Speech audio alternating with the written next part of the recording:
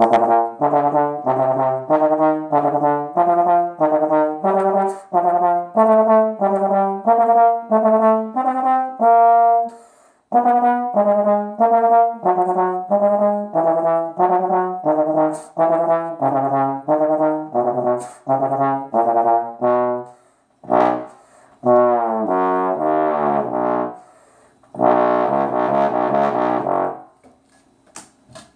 feel a little tight. It's just still warming up.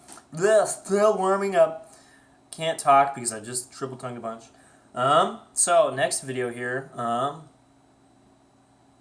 My brain is just not turned on right now. I got up 2 hours ago and I'm still waking up. Anyway, next video. This video is about excerpts. Chris Collins asked 2 days ago, how do you approach different excerpts in preparation for an audition? ? So, in the last couple weeks, I took 2 auditions. One of them was fake. It was for the UCLA Trombone Studio, and the other one was real for Colburn School. And that one was a pre-screened video, so I don't know how I'm going to do or anything. I just recorded stuff and sent it in, and I'll find out in a few months. Anyway, so I worked up 6 or 7 different excerpts for these auditions. And for the fake one, the UCLA mock audition, where basically the whole studio gets together and tenor and bass together were both considered part of the audition. We all compete for a spot in a fake orchestra. And I won that. So, there's that. Maybe I actually do know how to play excerpts at some level. So, I don't think there were any new excerpts on the studio mock audition, but since this one is saying how to approach different excerpts in preparation, blah, blah, blah, I'll talk about one for the Colburn audition, Strauss, Ein, Heldenleben. So, I know a few excerpts. I know probably a dozen, maybe more. Maybe I've actually played it in a symphony, or I've just worked on it maybe since undergrad. So I kind of just know them already, and I can kind of refine. But Ein Heldenleben, I've only played 2 or 3 times with a orchestral trombone section, just kind of reading excerpts, and I didn't play very well, and I just don't really remember it. So I basically had to start from scratch for this Colburn audition about a month ago. I looked at the list because I was like, oh, I need to record this stuff pretty soon. And I saw Ein Heldenleben, and I was like, all right, I don't know that one. Because the other 2 were Creation, which I've played for a long time, and Ride of the Valkyries, which I've also played for a long time. And I know those notes pretty well at this point. I'm not really worried about the notes. So Heldenleben, I'll use this as my example. If you're going to start with an excerpt, get out the music. I would then have the music in front of you, and then go to tromboneexcerpts.com. Maybe the music's there, and you don't have to put it in front of you. And then you listen to a recording, and you kind of follow along. And you're like, that's how it goes. All right, so now you kind of put it in context lightly. You're not going way in detail yet. You put it in context, and now you get down the music, you put it on your music stand, and you learn the notes. So some of you might be going, well, yeah, you learn the notes. That's the excerpt. The notes are 50% of the excerpt, I would say. So many people can play all the notes in Ride of the Valkyries, for instance. It's just a B arpeggio, and then it's stuff in the it's still in the key of B. It's just going through the minors and stuff. It's all really not difficult notes. And if it was just the notes, then anyone can play in a symphony, because honestly, none of the stuff you're going to play in an orchestra is really that hard. There's some stuff that actually is hard, but you're not going to play it very often. And so the rest of that is made up with style, phrasing, breathing, all this kind of stuff that you don't really understand right away. So I sat down with Ein Heldenleben. I listened to a couple recordings. I was like, oh, I recognize that, because I've actually listened to the piece before. I was like, oh, I kind of know where this is in the piece. I've never really listened to the bass trombone part. Okay.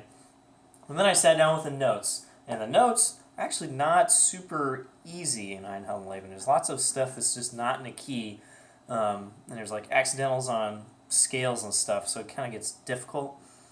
And so I kind of learned that.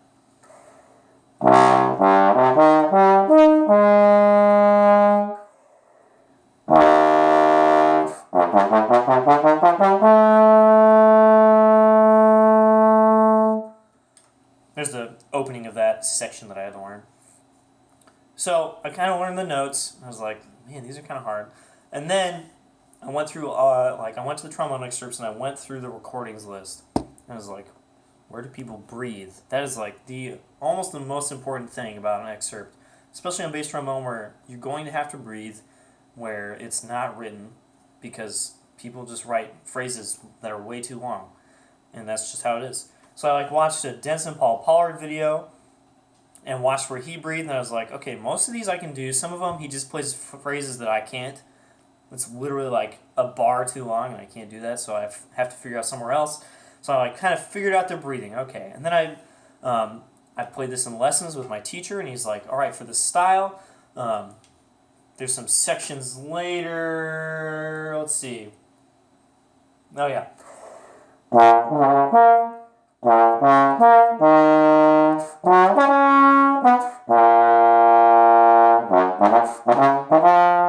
So there's all these dotted 8th, 16th, da da da da da da, and I was kind of hedging them and kind of going da da da da da da da, almost making them triplets.